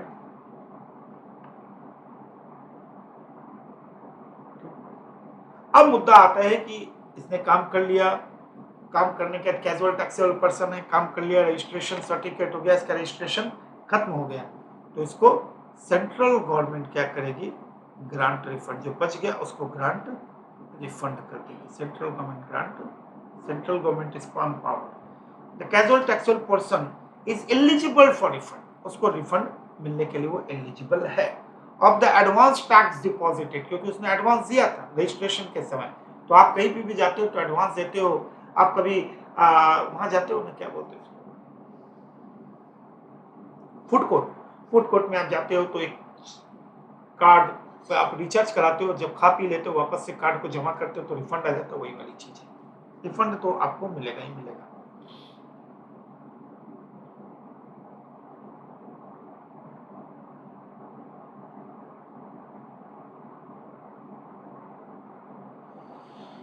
ट्रांजिट ट्रांसशिपमेंट कस्टम है, एक्सपोर्ट ऑफ सर्विस कस्टम है, content of revise tax invoice and create a debit note.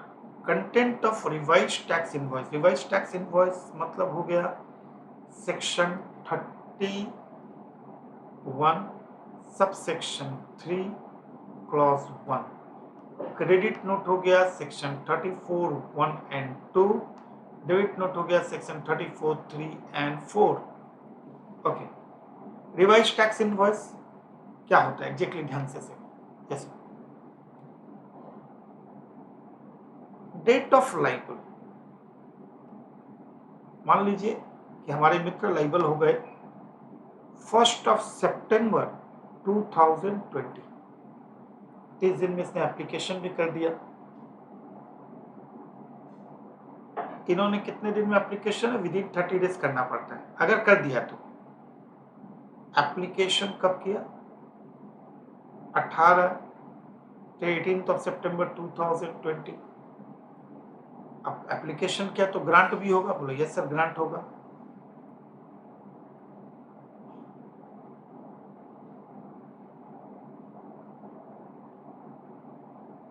Grant of registration भी होगा, वहां ग्रांट ऑफ रजिस्ट्रेशन हो गया। चल, ग्रांट ऑफ रजिस्ट्रेशन कब हुआ, 21, 3 दिन में जनरली ग्रांट हो जाता है। ओके सर हो जाता है, कोई टेंशन वाली बात नहीं है। अब इसके बाद क्या है, अब लॉजिक लगाओ कि आपने 21 को ग्रांट हुआ, तो उसके पहले तो आप रजिस्टर नहीं थे, तो आपने जो भी सप्लाई की होगी कहां से कहां, अब ये ग्रांट होते इफेक्टिव डेट कहां है, अब असली चीज तो ये यहाँ पे इफेक्टिव डेट क्या है। तो 30 दिन में अगर आप एप्लीकेशन कर देते हो ग्रांट हो जाता है, तो इफेक्टिव डेट क्या होगी, इफेक्टिव डेट होगी 1 सितंबर 2020। अब क्वेश्चन है यहां से यहां के बीच में, यहां से यहां के बीच में जो सप्लाई हुई है उसमें तो टैक्स इनवॉइस रेज नहीं किया गया होगा क्योंकि आप रजिस्टर नहीं थे। इस यहां से यहां की सप्लाई के लिए जो रेज करोगे इसे कहेंगे रिवाइज्ड इनवॉइस। क्या कहेंगे, रिवाइज्ड इनवॉइस। और within 30 days from date of grant of registration, आपको तुरंत 30 दिन के भीतर आपको क्या करना पड़ेगा, रजिस्ट्रेशन करवा रहे, विदिन 30 डेज के भीतर रिवाइज इनवॉइस कर दीजिएगा। रिवाइज इनवॉइस बहुत इंपॉर्टेंट चीज है। ओके, फिर डेबिट नोट पूछा है 34 1 एंड 2 क्या कहता है, अगर मैंने सप्लाई की, मान लो मैं सप्लाई कर रहा हूं, ओके सर, सप्लाई किया तो डेफिनेटली मैंने टैक्स इनवॉइस रेज किया होगा, बोलो यस सर। टैक्स इनवॉइस में मैंने क्या किया होगा, वैल्यू, जो वैल्यू या tax charge in excess of value, यानी कि मेरा वैल्यू 10 है पर मैंने चार्ज कर दिया इतना, ठीक, 1। अगर गुड्स शॉर्ट रिसीव्ड, सामने वाला बंदा का आपने 10 का इनवॉइस दिया है और मेरे को तो 8 ही मिले, तीसरा गुड्स रिटर्न, आपने तो 10 गुड्स का 10 यूनिट का इनवॉइस भेजा पर उसने 6 यूनिट रिटर्न कर दी, तो इन सब सिचुएशन के लिए आप क्या इशू करोगे? इन सब सिचुएशन यानी कि आपने टैक्स ज्यादा ले लिया या गुड्स रिटर्न आ गए या गुड्स उसको मिले नहीं, तो ऐसे केसेस में क्रेडिट नोट, इसे हम क्या बोलते हैं? तो ऐसी ही 3 सिचुएशन आएगी जहां पे क्रेडिट नोट पर एक सेक्शन आएगा 34 सबसेक्शन 3 एंड 4, वो क्या कहेगा? अगर आपने जो टैक्स इनवॉइस रेज किया, जो आपने वैल्यू या जो आपने टैक्स लगाया वो लेस देन वैल्यू लगा दिया, तो आप क्या इशू करोगे? Debit note. भैया कम लग गया, आजा तू। ये हो गया कस्टम। चलो आगे आगे आगे, अब क्या है 15.2, ये कस्टम का क्वेश्चन है।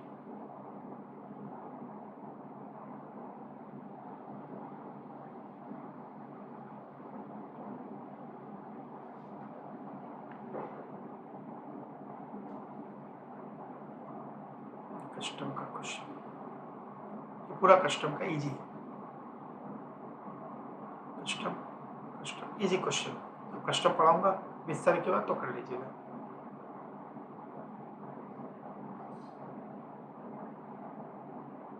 ओके,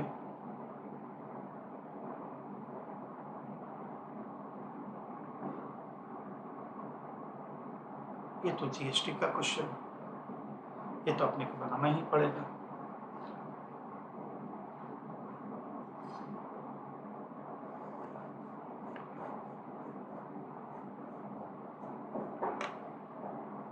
चलो बना दो।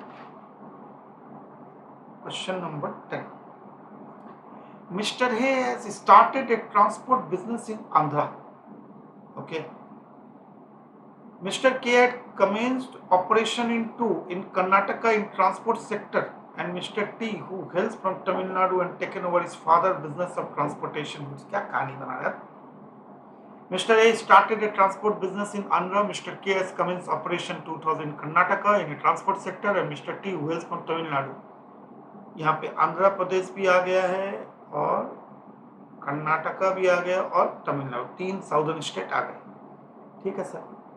3, Mr. A, Mr. K and me T met each other of the first time during business conference, and since they had planned to form a transport company in 2014, their plans materialized. और बकवास कर लो, और बकवास करवा देते। A, K and T got Mr. ARK Express Service GTA का service का question. Okay. Chennai, registered as a private limited company under the Companies Act. The new company commenced business in 2015 and engaged in the business of transporting goods transport agency. It was actually a GTA. अब बता, पूरा कहानी किया, कोई मैंने कुछ नहीं, बकवास कर रहा था। सीधी बात है, GTA सर्विस का क्वेश्चन। GTA के लिए कहा गया है कि जब हम आरसीएम मॉडल में जाते तो पहला सर्विस ही GTA है। गुड्स एंड ट्रांसपोर्ट एजेंसी अगर स्पेसिफाइड पर्सन, स्पेसिफाइड कौन, जैसे registered under the GST act जो है, partnership firm, corporate, factory registered under factory registration act, cooperative societies और society registration under the society registration act, casual taxable person, अगर GTA इनको service दे तो recipient is liable to pay, GTA is not liable to pay. उसमें भी उन्होंने कहा अगर 12% का इनवॉइस रेस करिए तो जीटीए इज लायबल, नहीं तो ये लोग specified person is liable money sorry, अगर 12% का इनवॉइस है तो जीटी हमेशा ही लायबल होगी क्योंकि फॉरवर्ड चार्ज मैकेनिज्म आएगा। पर अगर 5% का इनवॉइस रेस करिए तो उस केस में देखने वाली चीज है। देखते हैं क्या बोलता है। ये मैंने आपको आरसीएम मॉडल में पढ़ा दिया है पूरा। चलिए क्या लिखा क्या है। You have been given in the following Mrs. ARO Express Service Private Limited the following relate to some expenses during the period: diesel, repairs, salary, whole time, non-working, rent, legal fees, toll charges, other admission. अच्छा, the following relate to some income during the period received from GTA, toll charges. अच्छा, during the इतना the company has raising tax invoice in RCM, again RCM यानी कि 5% पे race कर रहा है। 5% पे अगर इनवॉइस रेस कर रहा है, स्पेसिफाइड पर्सन को कर रहा है, factory, partnership form, body corporate, registered under the GST act, any person, casual taxable person अगर करता है तो फिर आरसीएम मॉडल है। और वो 5% का इनवॉइस है of the taxable value, but the said tax amount were not collected by the company, instead paid by the customer or revert charge basis. सही बात है, GTA है, सर्विस RCM है, तो रिसिपेंट ही देगा. The company did not avail ITC on the input of stipulated. जब मैं GST दे ही नहीं रहा GTA, क्लाइंट दे रहा है, तो ITC कैसे लेगा? However, for the financial 2021, the company is planning to change the existing system, would liable to raise 12%. Oh, 12% का इनवॉइस, यानी कि आरसीएम मॉडल को खत्म करके रिवर्स चार्ज मैकेनिज्म को खत्म करके फॉरवर्ड चार्ज में आ रहा है. चलिए, तो उससे उसको क्या फायदा होगा? आईटीसी. क्वेश्चन क्या है? इतना कहानी क्या है पता नहीं सर. क्वेश्चन क्या है? Additional infrastructure has been provided, which are entire receipt from goods transport agency are from customer who are registered. Oh, registered under the GST Act. यानी कि आरसीएम मॉडल आ गया. पूरा का पूरा ये आरसीएम मॉडल है. ठीक है. टोल चार्ज है receive from the customer as a reimbursement actual basis by. अच्छा, इसका मतलब है जब गाड़ी चल रही थी टोल पेमेंट होता था, कंपनी कर देती थी, बाद में उसको रिसीव कर लेती थी. You are require GST on outward supply, GST on inward supply, GST payable by cash on reverse charge and net GST liability. You are required to calculate estimate of GST on outward supply. अच्छा, ए outward supply. अब outward supply क्या है? तो outward supply से कितना receive from GTA service 35 lakh रुपए बोला. हाँ, तो अपने क्या लिखेंगे? GST outward supply, GST on received from GTA service.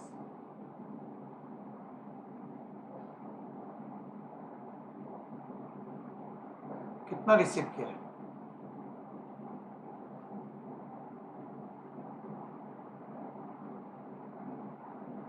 35 lakh. CGST SGST total बताओ.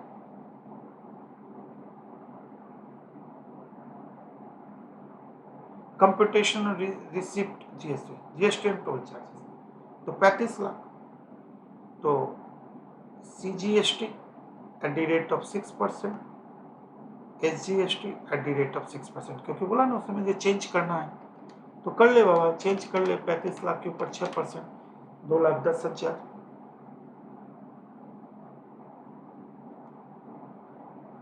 GST on toll charges receipt कितना रुपया? Toll charges 250. ठीक है. No GST. क्यों? क्योंकि तो रिम्बर्समेंट है ना. मेरी जेब से गया था, आपने रिम्बर्स कर दिया, फिर इसमें जीएसटी की बात कहां से आती है?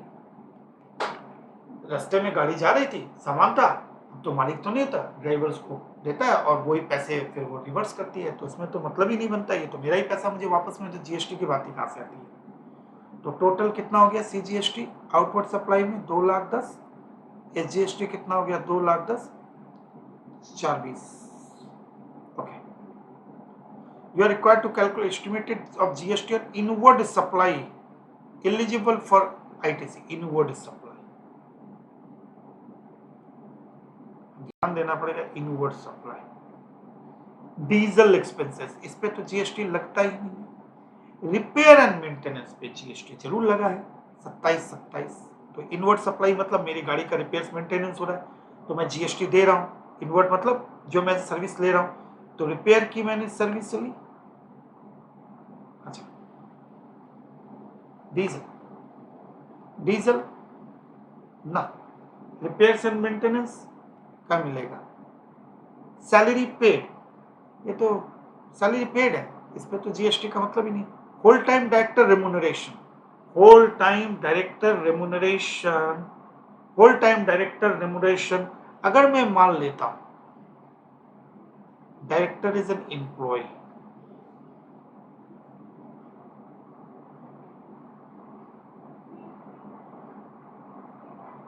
तो खेला यहीं खत्म हो जाएगा.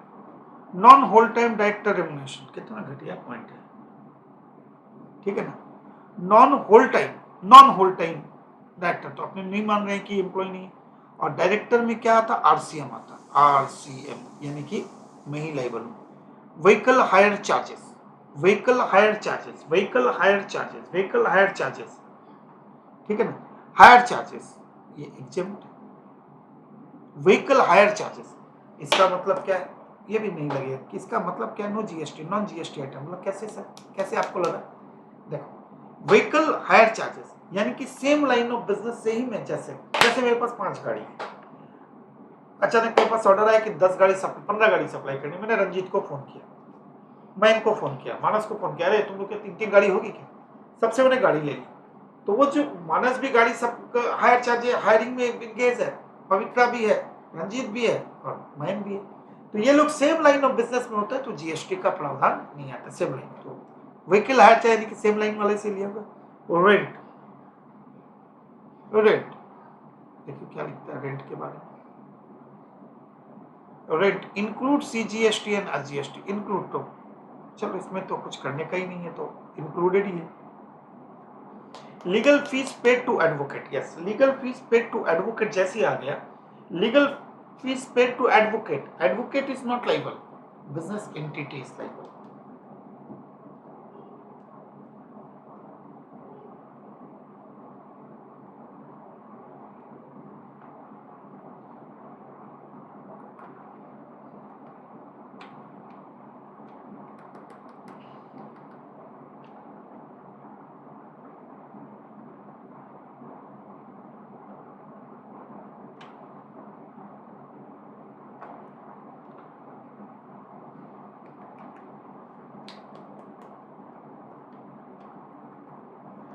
क्या हुआ तेरा वादा,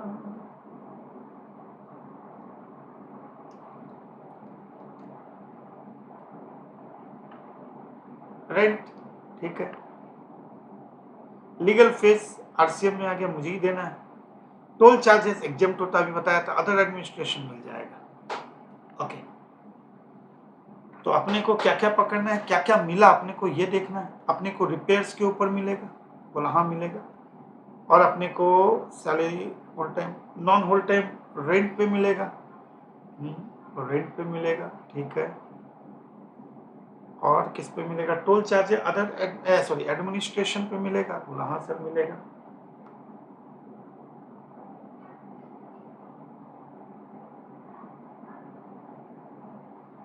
डीजल पे मिलना नहीं था, रिपेयर्स मेंटेनेंस मैंने बैठा दिया, सैलरी पेड पे मिलना नहीं था, होल टाइम पे माना नहीं था, इस पे आरसीएम मॉडल आ गया, लीगल फीस इसमें भी दोनों में तो आरसीएम मॉडल आया, बाकी बचा क्या, ठीक है यही बचा, और टोटल अब जोड़, रिपेयर्स में कितना आपने दिया था, रिपेयर्स में आपने कितना जीएसटी दिया, रिपेयर्स पे 27 प्लस 27,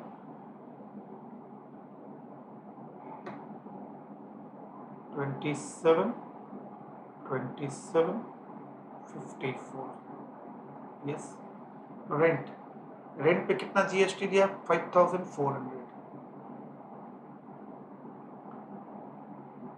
5400, 5400 तो 10800, ओके, एडमिनिस्ट्रेशन पे आपने कितना जीएसटी दिया है 1550, 15,000, 15,000, 30,000, टोटल 43, 47,400, 47,400 तो कितना हो गया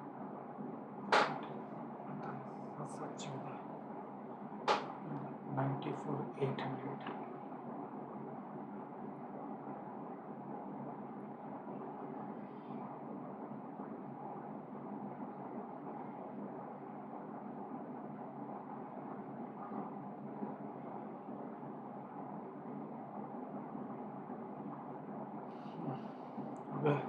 चलो और क्या क्वेश्चन है, यही तो आईटीसी, ये जो आरसीएम है, आरसीएम के लिए अलग से कॉन्सेप्ट आ गया, आरसीएम मॉडल पे है, you are required to calculate the estimation of GST payable by cash और ऑन रिवर्स चार्ज बेसिस, अच्छा ये भी तो निकालना है, अब रिवर्स चार्ज बेसिस पे मुझे टैक्स देना है वो भी बताना है, तो मुझे रिवर्स चार्ज बेसिस पे कब देना है? नॉन होल्ड टाइम डायरेक्टर के केस में मुझे देना है। बोल हाँ सर, वहां पे भी देना है आपको, और एडवोकेट के केस में देना है। Yes sir. तो नॉन होल्ड टाइम डायरेक्टर के केस में कितना देना है? 5 लाख रुपीज सर। बोला हाँ।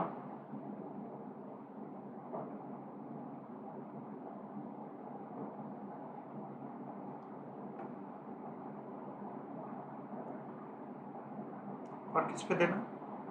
Hold time director. और किस पे देना है? Legal fees paid to advocate 150।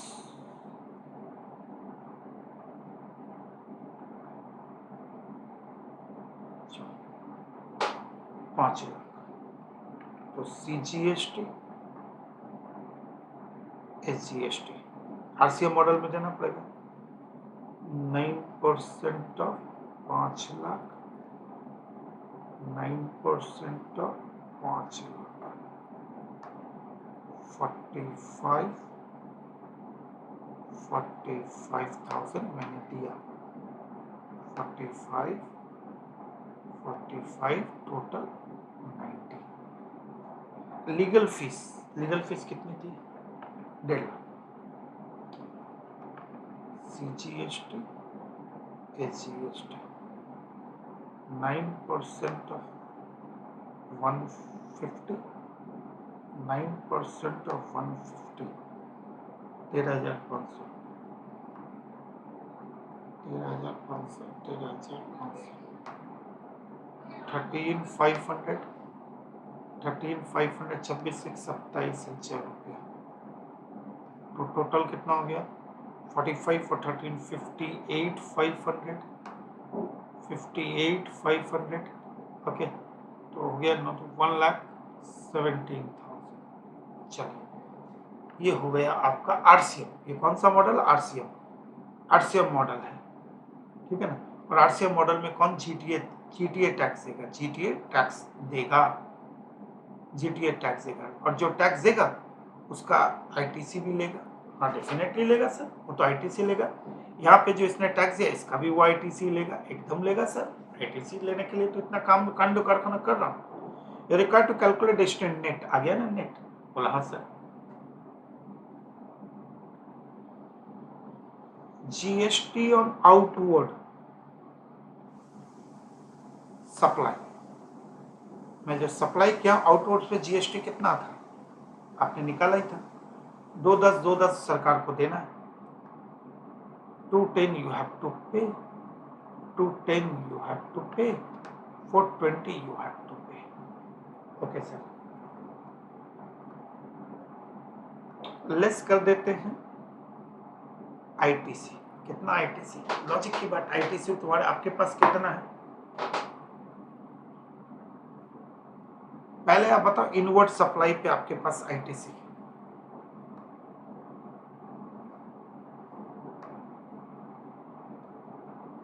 Inward supply पे ITC कितना है? आप ही कैलकुलेट अभी करें। 47,400, 47,400, 47,400, 98,800। ये तो आपने इनपुट पे दिया ही था। बी, RCM मॉडल पे आपने कितना GST दिया? 58,500, 58,500। इसका भी क्रेडिट ले लिए। 58,500, 1,17,000। ओके सर, अब बताओ नेट कितना देना है? Net GST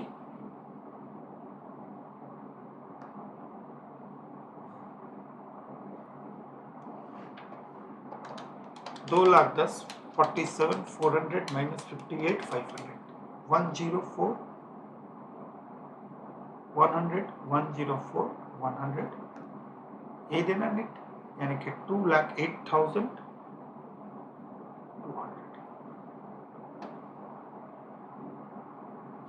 this is your paper. I hope you enjoy the paper.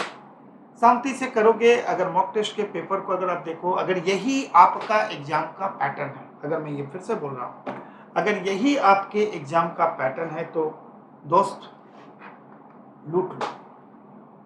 अभी मैं यूट्यूब पे आऊँगा 5 to 6 times to revise, revision के समय लूट लेना एकदम।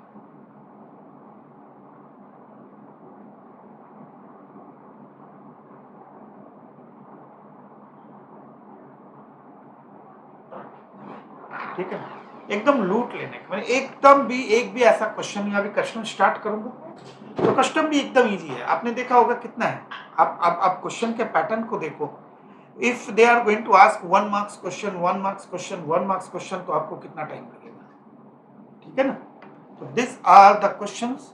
I will try to upload the direct taxation portion as early as possible, but again I am saying the question pattern is not so much heavy.